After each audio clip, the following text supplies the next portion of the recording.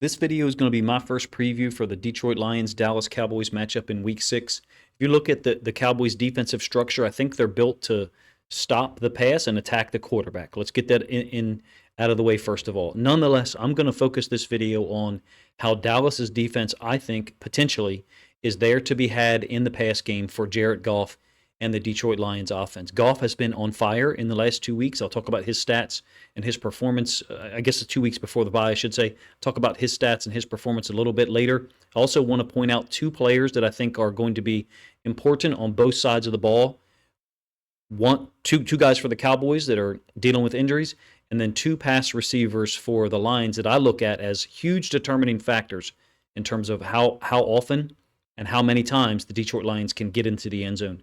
If you were to look at Dallas's defense as it's constructed when fully healthy, you would not say, hey, this is a team we need to throw the ball against a lot. Not with Micah Parsons, Trayvon Diggs, Deron Bland, and even the stats through 5 games. You wouldn't think immediately that we're going to attack them in the pass game. They're only giving up 194 passing yards per game. They do have a number of high-profile guys on defense that in a best-case scenario should make this defense really tough against the pass. Trayvon Diggs, Deron Bland, like I said, the pass rush led by Micah Parsons, who didn't play last week. He's questionable, didn't practice on Wednesday. DeMarcus Lawrence and Marshawn Nealon, the rookie, are both on IR, defensive ends, quality defensive ends for that matter. Lawrence actually leads the team in sacks. They gave up 190 rushing yards in Week 2 to the Saints, and then 274 in Week 3 to the Ravens. Consecutive weeks, over 400 rushing yards total. You would say, Coach, you're a little crazy for focusing on the pass defense and thinking that's where Detroit's going to attack. I'm assuming Detroit can get things done in the run game. I'm assuming that Ben Johnson and Jared Goff, David Montgomery, and Jahmyr Gibbs are going to go in there and be able to find running lanes with how good the offensive line is. What I'm saying is, if Dallas's source of strength, pass defense and pass rush, is diminished the way that it could be through injuries and through how well Goff is throwing the football, I think the Cowboys are going to have real trouble matching up with this offense that's really been super efficient the last 2 weeks, at least from a Goff perspective.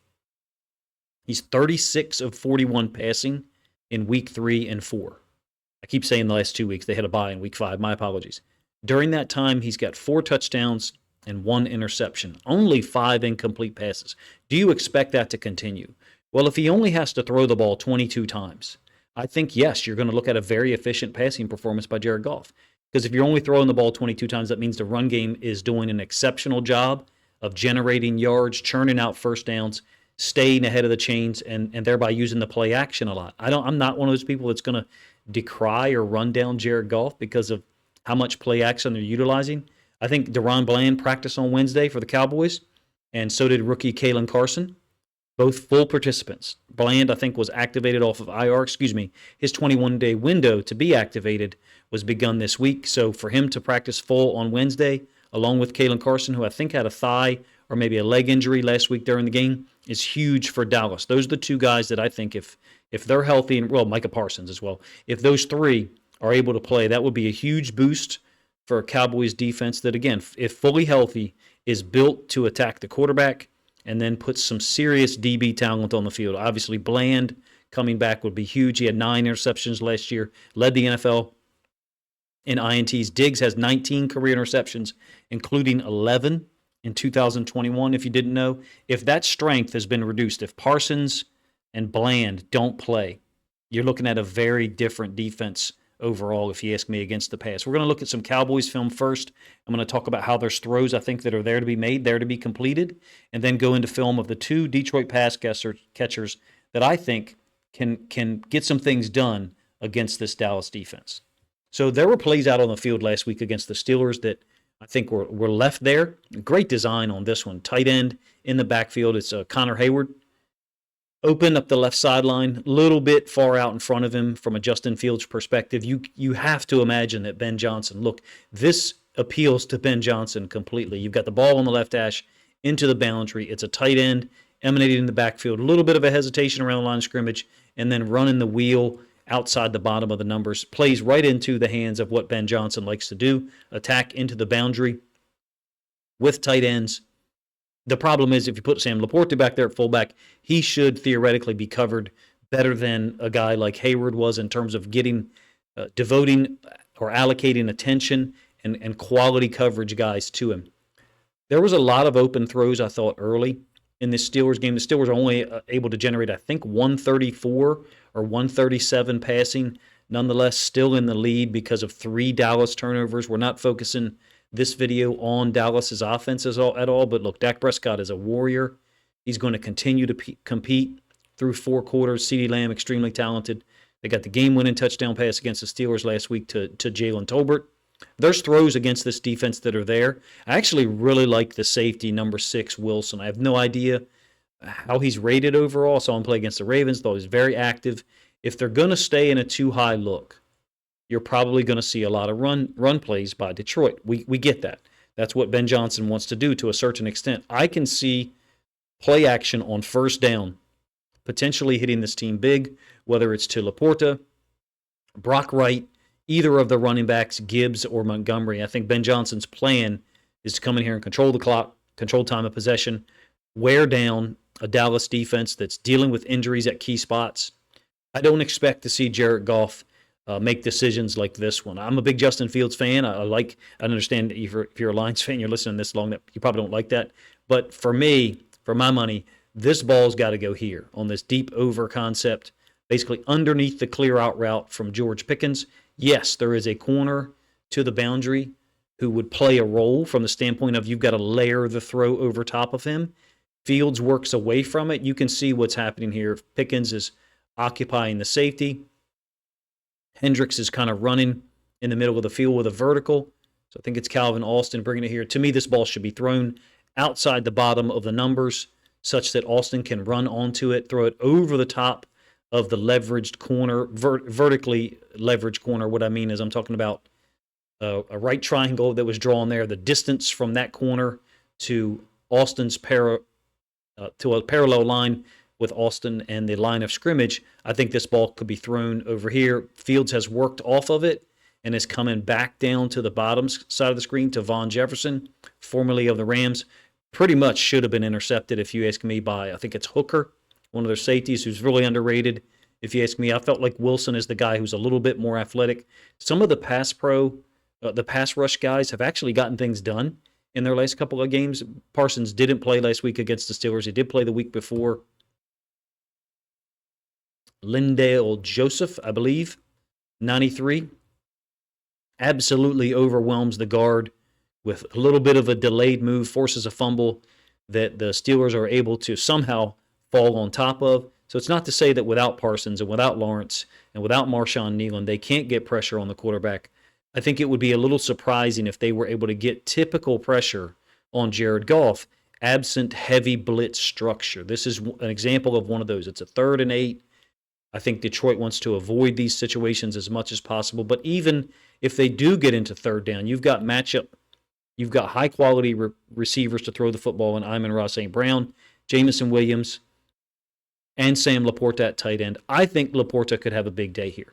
The matchup into the boundary of him and Overshawn, who is an extremely impressive player for me. I know he didn't play in 2023 because of injury. Hopefully he stays healthy all the year this year. He's fun to watch. Oftentimes plays into the boundary when he's involved in the coverage. I think he's very active, very athletic, and smart.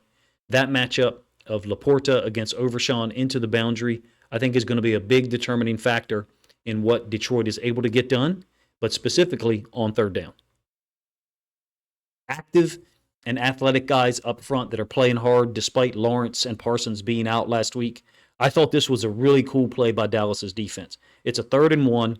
Justin Fields, who's a very strong and athletic guy, involved in what I would call a cheat play. On a 3rd and 1, like I said, the running back is going to go out into like a shoot route. Fields reverse pivots out of here and decides that he doesn't like Harris out into the flats, number 1. Number 2, he doesn't like either of the short routes that are possibly available to him. You can see you've got 4 eligible receivers. They're not all running routes to make themselves available, but they're all out on the edge in space, and 99 just does a great job of playing this. I think it's Golston. And then accepting the hit from Fields, 91, Wheat, the second guy in. Without Lawrence, without Parsons, without Kneeland, it's not like there's not quality players on the front for the Cowboys, I'm going to say I think the Lions are going to be able to run the ball well, successfully, consistently against this Dallas defense. If they can also get things accomplished in the pass game, Ben Johnson, absent turnovers, I think is going to be able to put points on the board.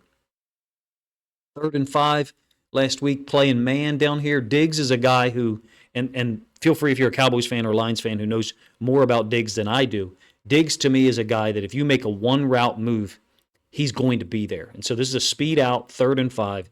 So the sticks to gain is the 39. Pickens, the outside receiver, is running speed out, and Diggs is all over it. Fields has to kind of pump fake, come back, try to throw it deep down the field. That's not Pickens. It was the outside receiver. My apologies. It was Von Jefferson. Pickens is actually the targeted receiver after Fields is flushed out. Diggs is a guy who I think you can't throw the ball on a one-move route, especially underneath. I think he's looking for interceptions generally. Very high awareness and intelligent football player, in my opinion. Goff and those guys, I'm not saying they're going to avoid him, but I think they've got to avoid direct one-cut routes against him as much as possible because he's a guy who I think is looking to basically jump stuff, and I think that's a little bit of an oversimplification. 4 to a side. I think there was a possession here, 3rd quarter, where the Steelers really started to attack with the pass game. So this is what I would call 4 to a side. The running back is releasing to the trip side, and the 2 inside linebackers for the Cowboys are both, we call it slinging to the trip side. So the running back, Kendricks, 50, who I think actually was questionable this week, earlier in the week, is going to match the width of Najee Harris. And then what that does is the backside inside linebacker, Overshawn, is going to basically replace Kendrick's drop. Because it's 4 to a side, they've basically opened a window for 2 receivers to sit down inside of the width of Kendricks, who's expanded, like I said, with Najee Harris. Quick decision by Justin Fields to get rid of the football. I see 2 things here. I see the Lions doing this early to see if they get the same reaction. Basically, look for a 1st or 2nd possession if they have to throw the football. Now, this is a 1st and 10, but this is how I perceive Ben Johnson to be. And feel free to let me know if you think it's inaccurate, number 1. Number 2, if you think I'm reading too much into some of the early game play calls that Ben Johnson puts out there. I think he does things to confirm the look and then check, we've got it confirmed. We'll come back to that later. So I'm looking for something like this that's 4 to a side, and then routes that either go on a post to a corner route to Jamison Williams, or a corner post off of it with some type of backside route combination that occupies this backside safety. So basically I'm saying create 4 to a side early, see if you get the inside linebackers, Kendricks and Overshawn, both reacting on a string or a rope. So I'm saying that Harris is pulling Kendricks to the outside of the field towards the sideline. Overshawn is basically replacing Kendricks. Maybe he's not getting there quick enough for you. It's whatever. For me, that's not the point. My point is that anytime Ben Johnson sees things like the first play I showed you, tight end lined up at fullback, running a wheel, and it was open. Unfortunately for the Steelers, not a completion. And then 4 to a side, slinging the linebackers like that, which is the same exact thing I would do, or I would teach the kids. I think he's going to confirm that at some point early in the game and then possibly come back to it later. That's the type of offensive coordinator he is, super prepared. Mesh concept, Fields waits, lets things clear out in the middle of the field. I don't think there's anything to necessarily draw here, except for I wonder about the ability to get the running back the ball early. Not that Wilson isn't covering it. He is. He's not out leveraged at all, and he's got nice depth.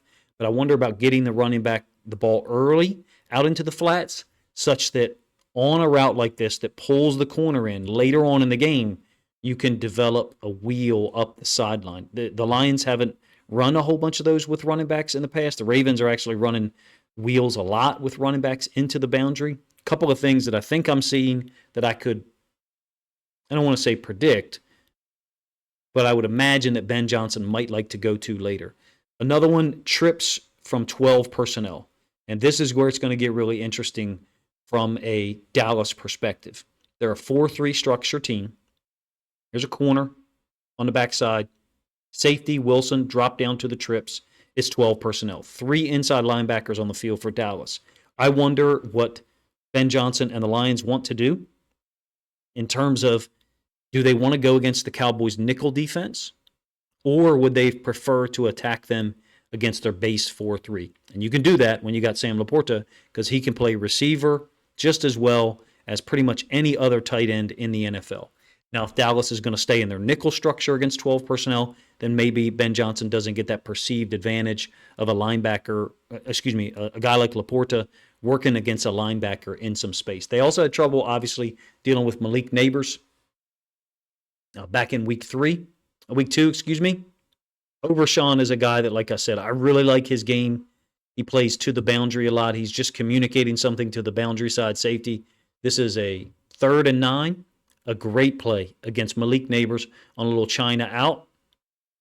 I like how committed he is, number one. Number two, he's very rangy. I don't know what his height and weight is. He certainly doesn't look huge or thick compared to Kendricks. Quick, almost plays like a safety out in space, if you ask me. I really like his game. I think he's got tremendous potential. I could see this route possibly being used against Carson. It's the sluggo concept from Neighbors at the bottom of the screen.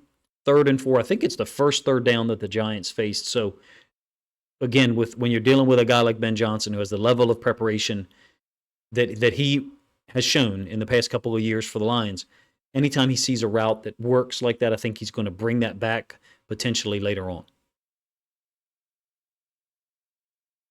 Boundary side attack is oftentimes going to be involving the tight end. The Giants did go 10 personnel from my estimation. I don't pretend to be completely familiar with all of their personnel, but I've got 4 receivers on the field here.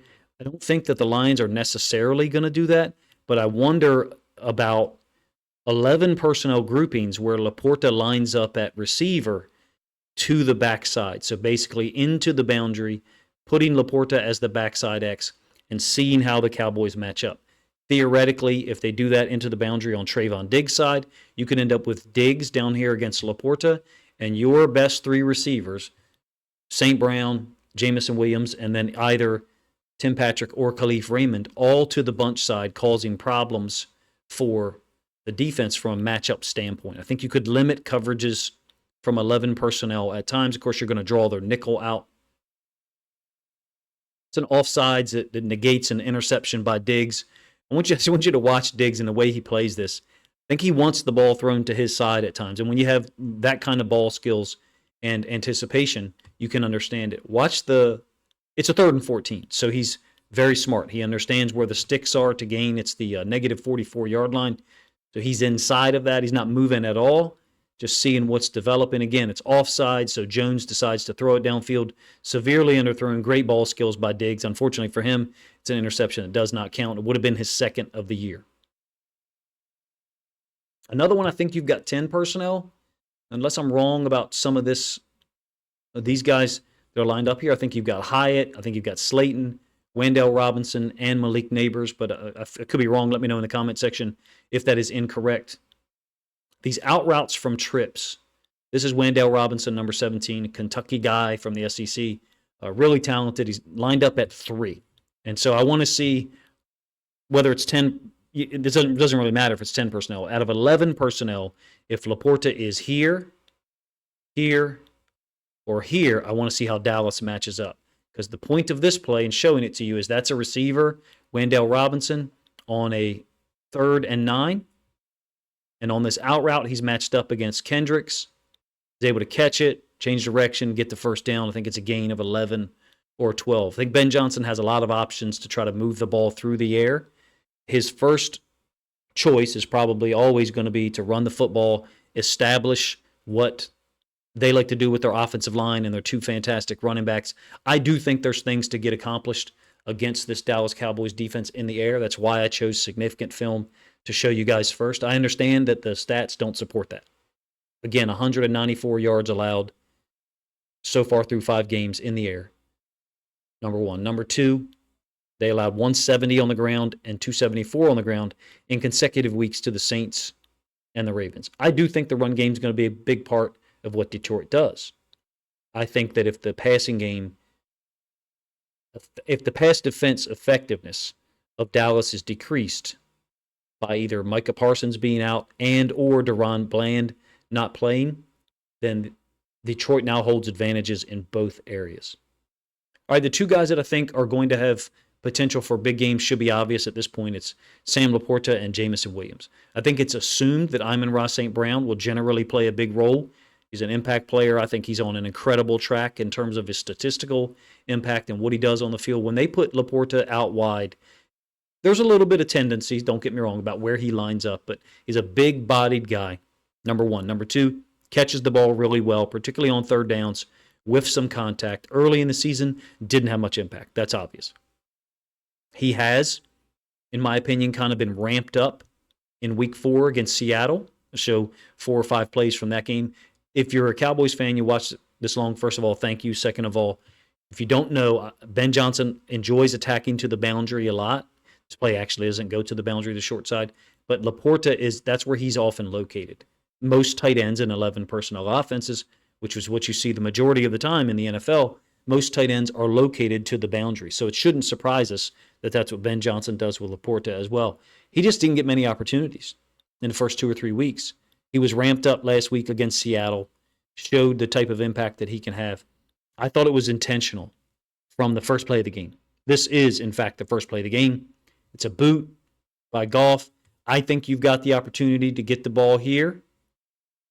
Witherspoon is falling off a little bit to try to get in the way of that. He's a very intelligent football player, so he understands the concept. Once the ball's thrown to Laporta, he comes downhill, plays it perfectly. But there is an opportunity, in my opinion, to get the ball to Jamison Williams there. Working on a sail concept, throwing it down here, over the top of Witherspoon, in my opinion. Kind of like I talked about earlier on in the video, a layered throw with no pressure on him. Goff instead tries to get the ball to Laporta. I think it was intentional, trying to get him involved, pick up his target usage. Most of it is into the boundary. This is a really nice job by Goff of going through the progressions despite pressure from Witherspoon, ironically, on a blitz. Goff ends up fighting through his progressions and then coming back all the way back against the grain. You can see where his body is oriented now. Over here, got nothing that he likes. We're now off schedule, and he's able to get to completion. I thought he did a nice job against Seattle of being off schedule, working through the progressions. However you want to describe it. Same play, end zone angle. You can see that Gibbs is trying to deal with Witherspoon. Goff, working through his progressions, is going to get back over to the left side. Pretty much the same place that I paused it from the all-22 angle. Witherspoon has finally won. Gets to Goff too late. Out to Laporta, into the boundary, 9 or 10-yard gain. The types of plays I think that can really break the back of the Dallas defense is on these second and third downs. If Detroit isn't able to generate 5, 6, 7 yards in the run game, if they can then pick up or recoup the first down on second down when they're, quote, behind the schedule or behind the sticks, I think that'll be huge for Detroit. I think that you're still looking at a tough football game just like last year, but in my opinion, Detroit will score more points than they did last year. Simply put, the defense for Dallas is not as healthy, number one. Number two, Jamison Williams is an absolute game breaker. He can take one touch, whether it's a reverse, a pass, to the house from any location on the field. I think Laporta is the guy that they've got to get involved more so, just like they did against Seattle. 4, 5, 6 touches, maybe even that many and a half. Give Dallas's boundary side inside linebacker Overshawn and boundary side safety something that they have to worry about. Theoretically, that could open up things to the field for guys like St. Brown, Jamison Williams, and Khalif Raymond. All right, speaking of Jamison Williams, he's the other guy that I think is set up to possibly have impact, particularly if Deron Bland is out. How does Trayvon Diggs match up? Where do they deploy him, basically, in some of these third down situations where it's a known passing down? This one actually happens to be a first down. Williams, early in the season, running this drag often from a tight alignment. Really almost indefensible, whether it's man or zone. Don't get me wrong, there was a big hit in this Week 1 game against the Rams by an inside linebacker against Williams, but generally If it's zone and he's running underneath, these guys are not going to be able to keep up with him. They're going to be severely out leveraged. It's a design play. Goes down for 27 yards to Jamison Williams. He's got some big touchdowns on the year as well. If you don't know, if you're a Cowboys fan, got to try to keep a couple of these to the end zone angle because the All-22 has already been used by NFL channels. Huge touchdown week 1 to Williams up top, despite a pass interference by Tre'Davious White. He's a game breaker, finally reaching some of his potential more consistently. The catch percentage is still low, don't get me wrong, compared to some of the other guys on the team. But Ben Johnson has a guy who can strike at any moment. In this case, it's a 70-yarder against Seattle last week. He goes and dunks and gets a penalty. I'm not saying that I think Detroit's going to score 30, 35, 40 points. I don't go that far. I don't talk about the game like that. But there's so many weapons on this Lions team. The run game is so efficient and powerful and can grind you out. On top of that, Goff is completing passes at a ridiculous rate the last 2 weeks, and he's done so while navigating pressure at times, like you see on this 10-yard completion to Jamison Williams. Let me know what your thoughts are for this game if you're a Lions fan. How confident do you feel getting to face Dallas again? We haven't beat Dallas in years, so that is something to consider. I understand that if that's your primary reaction. The way that Goff is playing, if it continues this week, and you get predictable running output from Montgomery and Jahmyr Gibbs, I think you're going to put 28 points on the board in that window. And then it becomes the defense's job just to limit Dallas's pass game, because really, I don't see their running backs and offensive line being able to get anything accomplished in the run game against Detroit's defense. You guys let me know what you think of this preview. I hopefully will have a second one out on Saturday morning to premiere 9 or 10 a.m. I like Saturday mornings to put out content to let football fans of the Ravens or the Lions have something to enjoy before college football games come on. I know that it's an unusual angle that I'm taking here, trying to focus on the Cowboys' pass defense and proposing that it's a place where Ben Johnson, Jared Goff, and those guys have looked at already and think they can get things done. That's the angle that I'm taking. That's what I think I foresee, particularly if Micah Parsons and Deron Bland don't play. If those guys do get out on the field and they're at or close to 100%, that dynamic could shift a little bit, and Detroit still has presumed opportunities in the run game to get their play action pass game flowing as well. Appreciate you guys' time, man. Let me know what you think of this preview.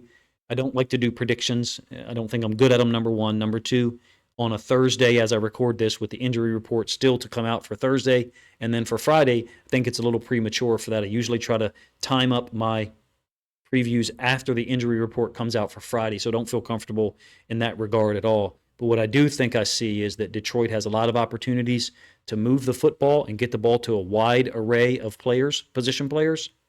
Absent turnovers, they'll have opportunities to put more points on the board than they did in last year's late regular season matchup. Appreciate you guys' time.